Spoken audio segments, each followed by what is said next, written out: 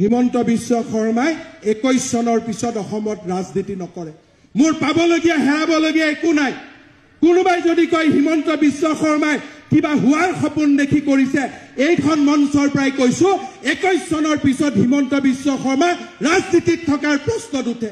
কিন্তু জাতিটোৰ কাৰণে এই আবৃত্তি কৰা, এই কবিতা আবৃত্তি কৰা গাখীৰ খোৱা সকলক চিনাক্ত কৰি পানীপথৰ শেষ যুদ্ধ দিবলৈ হিমন্ত বিশ্ব শৰ্মা সাজু।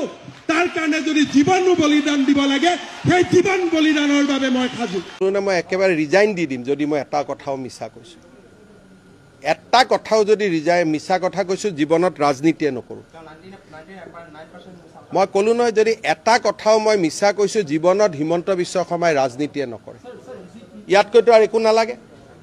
আৰু যদি এক কদম বেছি কৈ যায়, মই এনেকুৱা প্ৰতিজ্ঞা কৰি দিম যে মই ঘৰতে নাযাওঁ। আৰু যদি মই এটাও কথা মিছা কৈছো, জীৱনত মোৰ ঘৰতে মই নোসোমাওঁ। তাতকৈ আৰু কিবা ক'ব লাগে? মুখ্যমন্ত্ৰী এজনে এনে কেজুৱেল কথা নকয় নহয়।